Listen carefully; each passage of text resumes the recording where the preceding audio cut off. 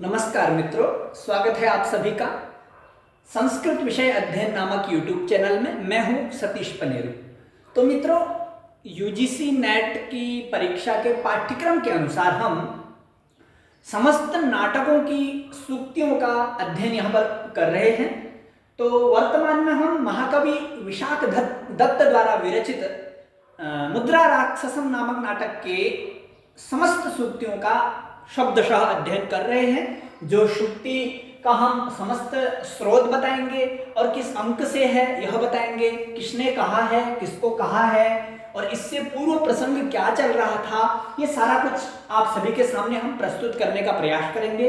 क्योंकि इससे ऐसा होगा, जब हम किसी सूक्ति को अपने सामने देखेंगे, अर्थात कोई सूक्ति हमारे सामने अपरिचित है, तो उसको पढ़कर भी हम जान जाएंगे और इससे यह होगा, हम पूरे ग्रंथ को पढ़ने की आवश्यकता नहीं पड़ेगी, मात्र हम सूक्ति के माध्यम से ही उसके समस्त संदर्भ आदि को जान पाएंगे। तो मित्रों, मुद्रा राक्षसम नामक नाटकम है वो 7 अंकों में विभाजित है और जिसमें चंद्रगुप्त और चाणक्य की कथा वर्णित है, आप सभी जानते होंगे। तो पूर्व अंक जो है मुद्रा लाभ नाम से प्रसिद्ध है और द्वितीय अंक जो है राक्षस विचार, तीसरा कृतक कलह और चौथा राक्षस उद्योग, पांचवा राक्षस निकार और छठा राक्षस निर्वेद और जो 7वां है वो राक्षस निग्रह, यानी कि राक्षस को पकड़ा जाता है। तो ऐसा यह नाटक है। तो अभी हमने इससे पूर्व एक वीडियो में आप सभी के सामने कुछ प्रथम अंक की सूक्तियों को बताया था, आप सभी देख लें। और कुछ सूक्तियां बच गई थी उसी अंक की, तो उनको मैंने पुनः यहाँ पर उपस्थित किया है। 1 से लेकर 4 तक यह सूक्ति प्रथम अंक की ही है। हम अभी इनको प्रथम अंक के रूप में ही किसने कहा है वह जानेंगे। तो सर्वप्रथम हम इस सूक्ति को जानेंगे। ये प्रथम सूक्ति क्या है? तो यह है अनुचित उपचारो हृदयस्य परिभवात् अपि दुःखम उत्पादयति। ये कहते हैं चंदन दास। चंदन दास जो राक्षस के परम मित्र है नाटक में, वो इस वाक्य को कहते हैं। तो मित्रों, ये वाक्य क्यों कहा जाता है इसको जानेंगे हम। जब वह चाणक्य के पास बुलाए जाते हैं तो चाणक्य उनसे सच उगलवाने के लिए, अर्थात यथार्थ अच्छी मतलब भेद जानने के लिए उनसे बातें करता है और उनका अतिथि सत्कार इत्यादि करता है। ठीक है, तो ऐसा सोच करके, वो तो दोषी है, चंदनदास दोषी है, तो उसको शक होता है कि यह मेरा उपचार क्यों कर रहे हैं, मैं तो दोषी हूं। तो इससे पूर्व उसने एक सूक्ति और कही थी, अत्यादरः शंकनीयः। तो इसको भी कहता है वो क्या कहता है कि अनुचित उपचारः, अनुचित माने जो उचित नहीं है। ठीक है, अनुचित उपचार इस प्रकार का जो कहने का मतलब यह है कि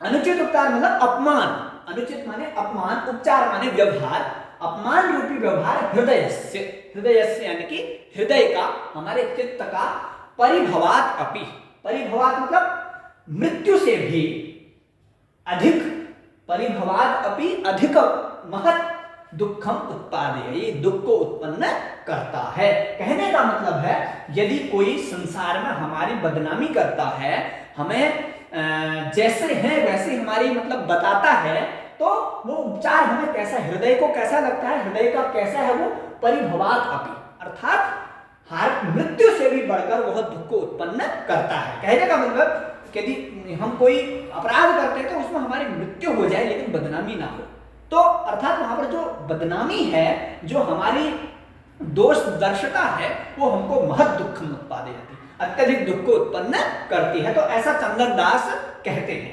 दूसरी जो सूक्ति है मित्रों वो है कीदृशस्त्रणानाम अग्निना सह विरोधः। यहाँ पर विसर्ग है, क्षमा करेंगे, विरोधः। तो यहाँ पर जब चाणक्य उसको पूछते हैं कि जो वर्तमान में चंद्रगुप्त का राज्य चल रहा है उसमें कुछ विरोधी हैं, कुछ विरोधी जन हैं, तो जो चंदन दास है वो पूछता है कि कौन है वो विरोधी। तो चाणक्य कहते हैं कि सर्वप्रथम तो आप ही हैं सबसे बड़े विरोधी। तो उसके बाद चंदन दास कहते हैं कीदृशस्त्रणानाम अग्निना सह विरोधः, कहते हैं कि तृणानाम, तृणानाम मतलब तिनकों का, सूखे तिनके का, अग्निना सह, अग्निना मतलब अग्नि के, सह माने साथ, कीदृश माने कैसा, विरोध माने विरोध। मित्रों आप जैसे जानते होंगे लोक में जहां अग्नि होती है और यदि कहीं साथ में सूखा तिनका है तो वो आपस में ऐसे मिल जाते हैं एकदम, अर्थात जल जाते हैं। उनका आपस में जो संयोग एकदम दूर नहीं है, एकदम शीघ्रता से हो जाता है। तो इसका अपनी निर्दोषता को दर्शाते हुए कहता है कि मैं ऐसा विरोधी नहीं हूं, मैं तो चंद्रगुप्त से प्रेम करता हूं। जिस प्रकार सूखा तिनका अग्नि से प्रेम करता है, उससे एकदम मिल जाता है, तो उसी प्रकार कहता है कि तृणानाम अग्निना सह, मतलब तिनकों का अग्नि के साथ कैसा विरोध, विरोध नहीं होता है, अर्थात वो आपस में एक ही हो जाते हैं। अपनी निर्दोषता को प्रदर्शित कर रहा है वो चंदनदास। तो ये चंदनदास ऊपर भी है तो यहाँ पर भी चंदनदास ही आएगा, ये चंदनदास की ही उक्ति है, ध्यान रखें। अब तीसरी जो सूक्ति है वो ये चाणक्य जी ने कही है, प्रज्ञा विक्रम भक्तयः समुदिताः येषां गुणः भूतये ते भृत्यः नृपते कलत्रमितरे संपत्सुचा पत्सुचा। ये मित्रों चाणक्य प्रथम अंक के प्रारंभ में ही कहते हैं, अर्थात नांदी इत्यादि हो जाने के बाद जब वो जो राजा के भक्त किस प्रकार के होने चाहिए, राजा के सेवक किस प्रकार के होने चाहिए, तो उनमें वो राक्षस की प्रशंसा करते हैं और उसके बाद वो बताते हैं कि कहते हैं कि जो राजा के सेवक हैं वो 3 चीजों से युक्त होने चाहिए। क्या क्या? प्रज्ञा, विक्रम और भक्ति। अर्थात प्रज्ञा यानी कि ज्ञान, विक्रम माने पराक्रम, भक्ति माने उसके प्रति भक्ति, आराधना, उनके प्रति समर्पणता। प्रज्ञा विक्रम भक्तया, प्रज्ञा भी हो अर्थात ज्ञान भी हो, पराक्रम भी हो, भक्ति हो, इन तीनों से समुदिताः युक्ताः, इन तीनों से युक्त येषां गुणाः भूतये, मतलब जिनके गुण होते हैं, ते भृत्याः नृपतेः कलत्रम्, वो क्या होते हैं? ते भृत्याः, वे भृत्य, भृत्य यानी कि नौकर, वो भृत्य क्या होते हैं? नृपते, नृपते यानी कि राजा के लिए, भूतये यानी कि कल्याण के लिए, कलत्रम यानी कि पारिवारिक जन होते हैं। कहने का भाव यही है, जिन सेवकों के ऊपर ये तीनों गुण हैं अंदर, प्रज्ञा, विक्रम और भक्ति, वो येषां गुणाः मतलब जिनके गुण होते हैं, ते भृत्याः, वे भृत्य क्या होते हैं? नृपतेः कलत्रम, वो राजा का परिवार अर्थात वो राजा के पारिवारिक जन ही होते हैं, वो अर्थात राजा का ही हित चाहते हैं, इन तीनों से युक्त, इन तीनों से प्रज्ञा, विक्रम और भक्ति से युक्त। और इतरे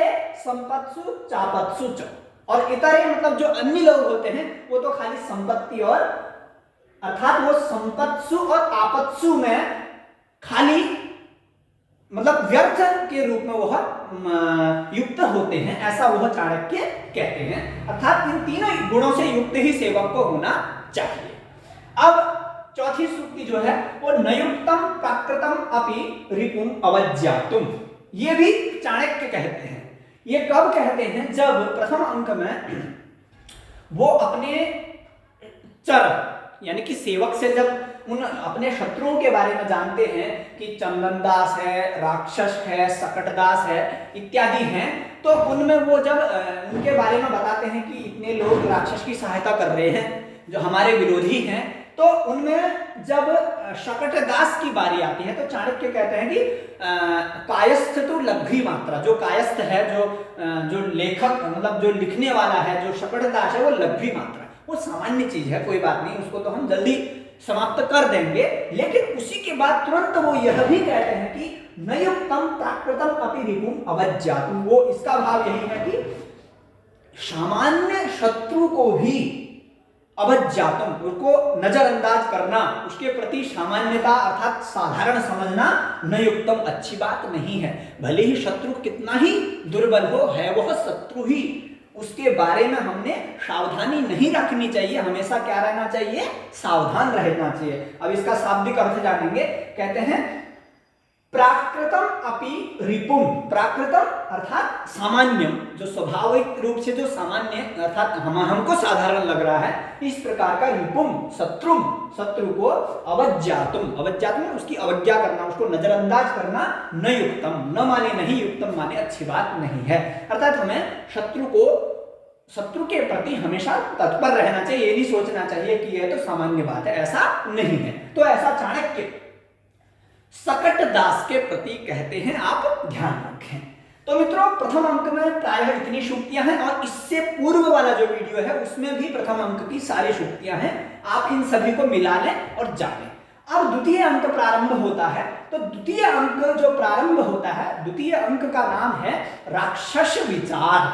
तो उसमें राक्षस के पास जब विराट गुप्त आता है, आहितुंडिक यानी कि सपेरे के वेश में, तो वह सारा कुछ वहां के बारे में बताता है। तो उसके बाद जो राक्षस है वो जो लक्ष्मी है, राजलक्ष्मी, उसकी निंदा करते हुए कुछ श्लोकों को प्रदर्शित करते हैं। तो उसी क्रम में वो लक्ष्मी को क्या कहते हैं कि लक्ष्मी जो होती है, राजलक्ष्मी, स्त्री के रूप में प्रदर्शित करते हैं। वो पुरुषों को जानती नहीं है। वो इसलिए, अर्थात वो मेरे मित्र मलय केतु के पास न आना छोड़ करके वो उस दुष्ट चंद्रगुप्त के पास गई है। वो कुछ नहीं जानती। इसलिए वो कहती कितना अच्छा होता यदि वो नंदवंश के जो आगे के हैं मलय केतु, उनके पास रहती तो कितना अच्छा होता। लेकिन वो किसके पास रह रही है? चंद्रगुप्त के पास। इसलिए लक्ष्मी ऐसी ही होती है। तो उसी लक्ष्मी के बारे में स्त्री के रूप में लक्ष्मी को सामान्य स्त्री समझ करके वो इस लाइन को कहते हैं। ये पूर्व श्लोक, एक श्लोक है, उसकी अंतिम की 2 पंक्तियां हैं ये। प्रकृत्या वाकाश प्रभव कुसुम प्रांत चपला पुरंधीणा प्रज्ञा पुरुष गुण विज्ञान विमुखी। ये राक्षस कहता है। ये कहता है कि प्रकृत्या वा, प्रकृत्या यानी कि स्वभाव से, वा यानी कि अथवा स्वभाव से ही, काश प्रभव कुसुम प्रांत चपला, काश एक पुष्प होता है, उससे प्रभव, उससे उत्पन्न होने वाला कुसुम, ठीक है, काश से उत्पन्न होने वाले पुष्प के प्रांत के चंचल भाग के समान। जो काश पुष्प होता है ना मित्रों, उसके आगे का जो भाग होता है मुख का, वो बड़ा कोमल होता है, अर्थात चंचल होता है। तो उसके समान बता रहा है कि काश से उत्पन्न होने वाले पुष्प के प्रांत यानी कि अंतिम भाग, सीमा वाला भाग, उस भाग के समान चपला, चपला प्रज्ञा, चपला प्रज्ञा अर्थात चंचल बुद्धि, पुरंधरीणाम, जो चंचल बुद्धि होती है, पुरंधरीणाम स्त्रीणाम, स्त्रियों की, पुरुष गुण विज्ञान विमुखी, अर्थात वो उस काश पुष्प के अग्रभाग के चंचलता के समान पुरुष गुण विज्ञानम, पुरुषों के गुणों को जानने में विमुख होती है। अर्थात पुरुषों के गुणों को जान नहीं पाती है स्त्रियां। वो बस एक सामान्य से उनका गुण जान लेंगी तो उतने में ही उसको अपना लेती हैं। अच्छी प्रकार से पुरुष के क्या क्या गुण हैं, क्या उसकी आंतरिक प्रवृत्तियां हैं, उनको वह नहीं जान पाती है। बस छोटा सा कुछ भी मिल जाए उसमें ही वो पुरुष को अपना लेती हैं। इसलिए पुरुष को जानने में विमुख होती हैं वह स्त्रियां, चंचल, कभी इधर तो कभी उधर, इस प्रकार जिस प्रकार वो काश पुष्प का मुख का अर्थात चंचल वो भाग होता है। तो ऐसा राक्षस कहता है लक्ष्मी के प्रति, राजलक्ष्मी के प्रति, इतना ध्यान रखें। और ये छठी सूक्ति है, अर्थात आज की छठी लेकिन द्वितीय अंक की दूसरी है। ये कहता है कि पृथिव्याम स्वामी भक्तानाम प्रमाणे परमे स्थितः। तो मित्रों, अब शकटदास की बारी आ गई है। जो राक्षस का परम मित्र है वो शकटदास कहता है।